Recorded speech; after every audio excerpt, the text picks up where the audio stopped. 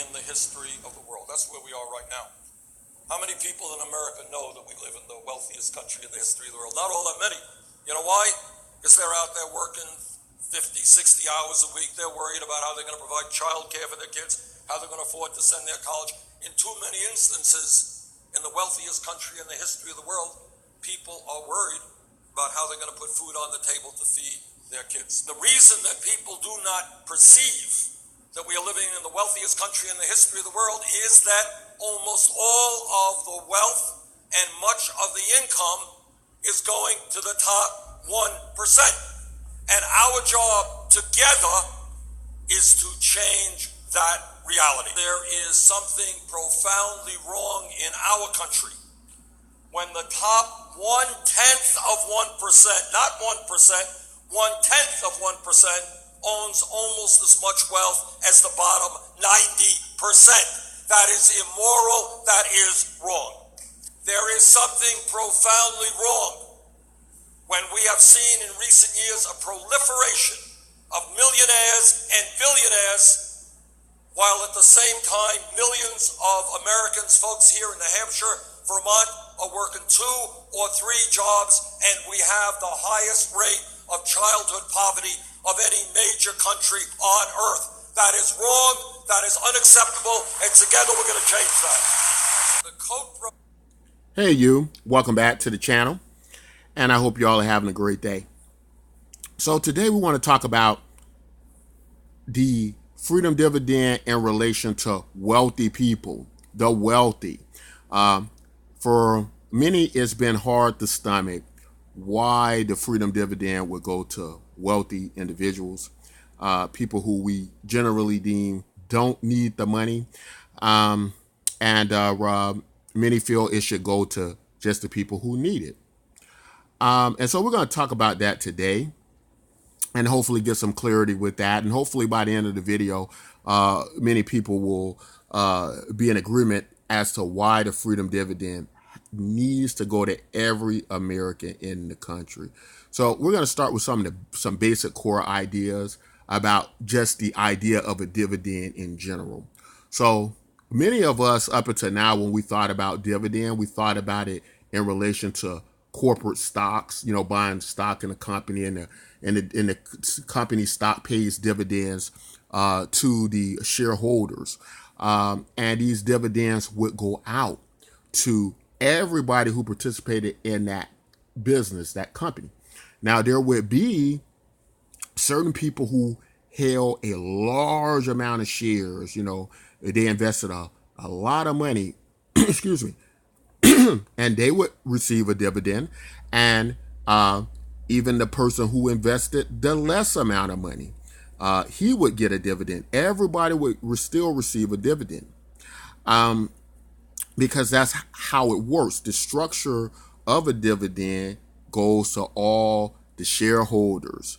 And as American citizens, in one way or another, we've contributed to the greatness of this country, right? And some people might say, well, yeah, but some people aren't productive.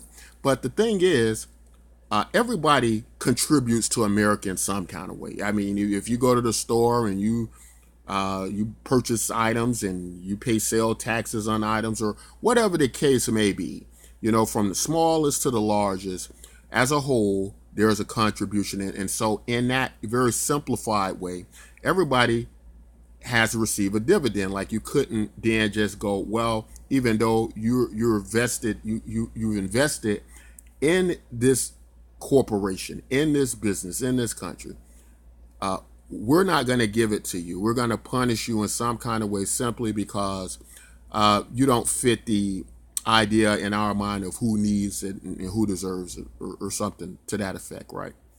So in that very, very basic way, that's why everybody needs to receive a dividend.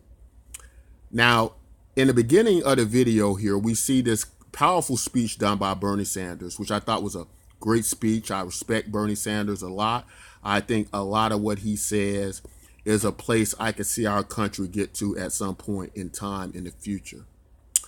But I think the very positive things, the great things that have driven so many to Bernie Sanders and made his campaign so great and made him do so well up until now, it's also part of his Achilles heel, and it's also part of the problem with what we get with ideas coming from Bernie Sanders. So, what the problem is that Bernie Sanders it's kind of fallen, many believe, into this idea of attack and punish wealthy people in identity politics. And that isn't going over quite well for a majority of the American people. Now, the good news is it does resonate well with the Democratic Party and a lot of core ideas. But we have to keep in mind that Bernie Sanders doesn't represent every American. And, I think where we need to get in this election this time around is with a entirely inclusive America that doesn't punish anybody but just gives people what they deserve, right?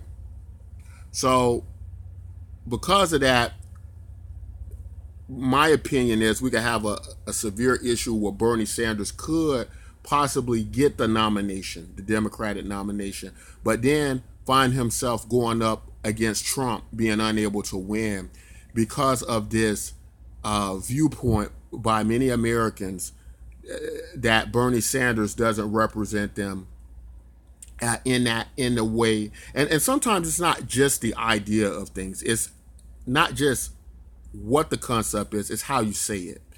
And Bernie Sanders is seen as an enemy of entrepreneurs.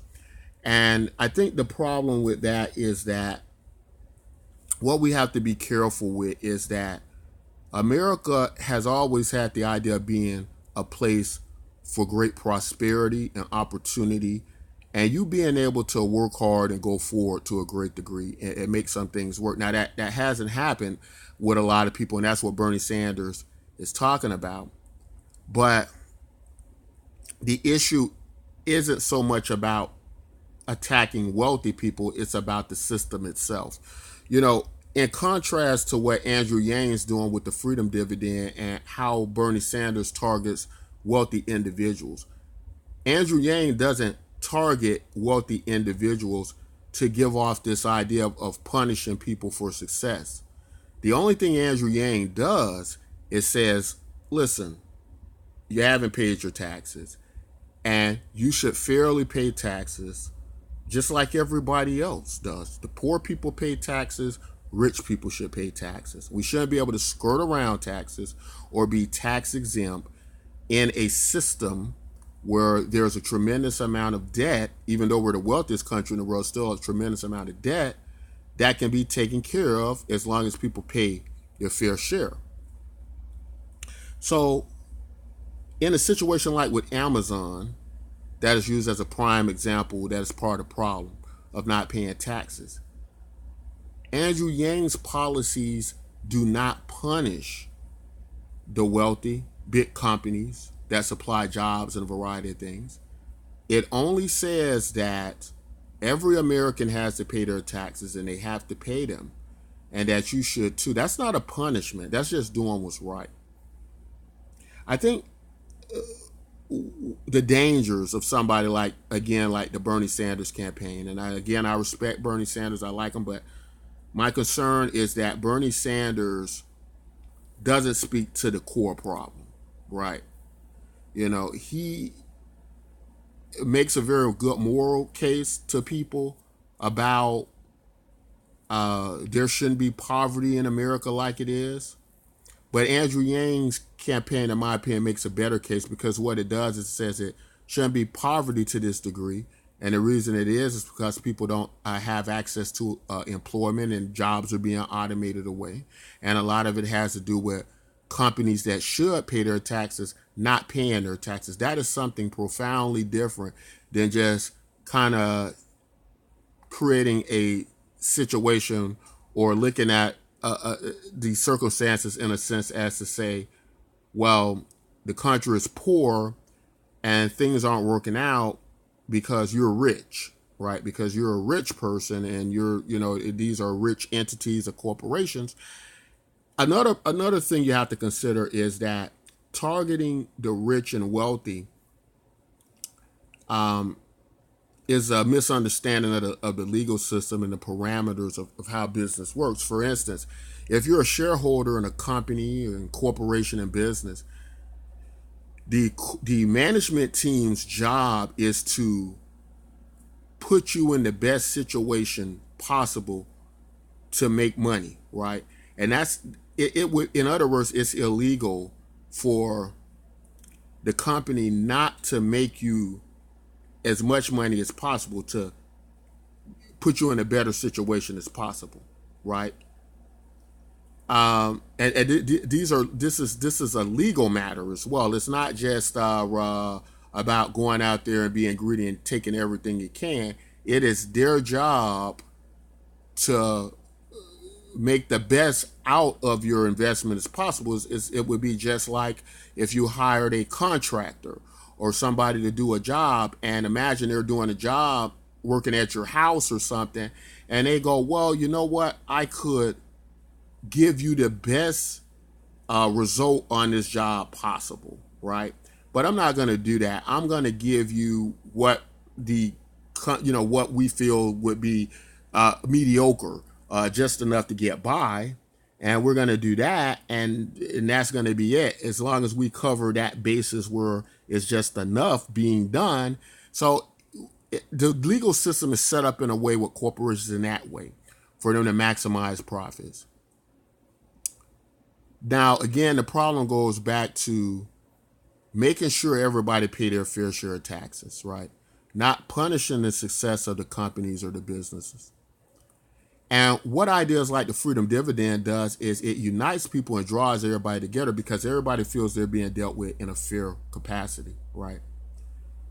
I understand the concept of if a person has more and one person has less, one person struggles, and it would seem that these things are in direct relation to one another. It would seem like because a person's rich, it is the reason why another person's poor. But that's not exactly true, right? It could be many reasons why a person is poor and another person is rich. What we have to do is get to the core ideas as to why this occurs and find injustices as to why it occurs. And where Bernie Sanders makes this a moral argument, I think the immorality lies in when companies like Amazon don't pay their taxes. It doesn't lie in where they have created a great business, a great company, and they have created prosperity for the company and their shareholders.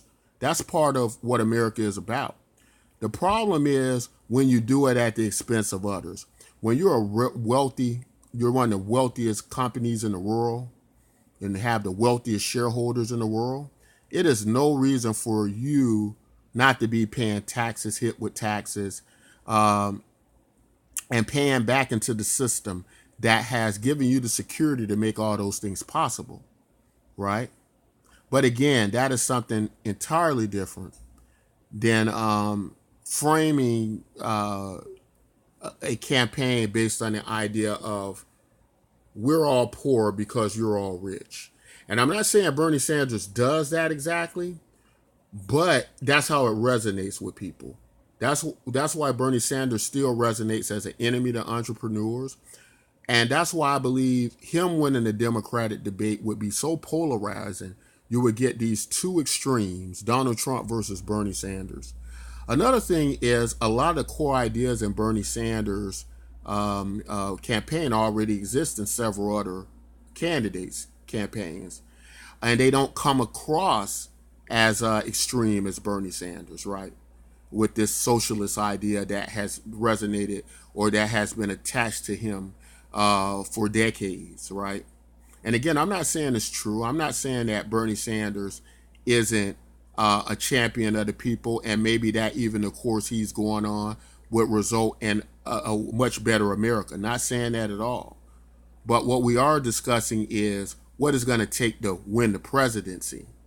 And how Bernie Sanders comes off, I don't believe that it's going to resonate with enough Americans to the point where they're going to be willing to have Bernie win the presidency. I think more so we're going to have a very dangerous situation where by Bernie Sanders being the candidate, Trump could be reelected based on these ideas that he seems to treat the wealthy more so as an enemy than a symptom of a broken system that needs to be fixed. So we have to be very careful with how we say things, how we set things up, and how we frame things.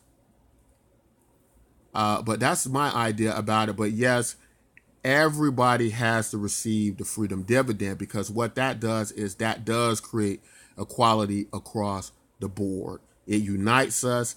It doesn't have us look at one another as the enemy and then start to create taxes for them that don't exist for the rest of us, and create this great division, which really is saying things like we should punish you for being successful.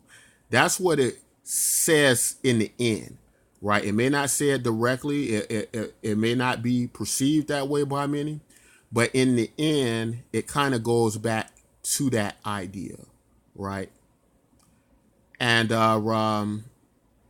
in a spiritual, moral, advanced culture and society.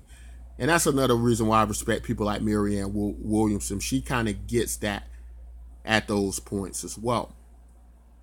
But I don't think we've evolved quite far enough at this time in history to be able to really take on those centralized core ideas, what Bernie Sanders and Marianne Williamson has. I believe we will, but I don't think we're there yet. And I believe we run a very dangerous chance of pushing those type candidates to battle out with Donald Trump and it not going how we like it to go. So that is my fear with that. But I love to hear you all's opinions. Do you think wealthy people should get the freedom dividend? I also would like to say, and I'm not defending wealthy people, I just don't want us to get distracted and get pulled off in the wrong lane here. But it's probably more unlikely that wealthy people getting this $1,000 probably won't even see it as enough to, pay one bill or pay their parking hardly or pay their parking and stuff like that. But it's probably, I would see it more unlikely as they'll just become a little bit more charitable with it. Wealthy people, a lot of them do charity drives. That's hobbies they have, especially the wealthy like Bernie Sanders is discussing the 1/10 of the 1%. They would probably more than likely end up giving a lot of that money away, giving that $1,000 away, I would think, or having the idea to spend more because of the psychological effect of receiving that money. It tends to make people want to spend more because they feel they have more.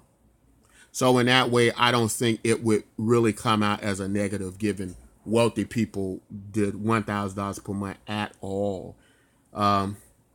But that's my thoughts on it. I'd love to hear you all opinion on it, how you feel about it. Do you think if Bernie Sanders was to get the nomination that he would present those divisive dangers facing up against Trump and his base in that way?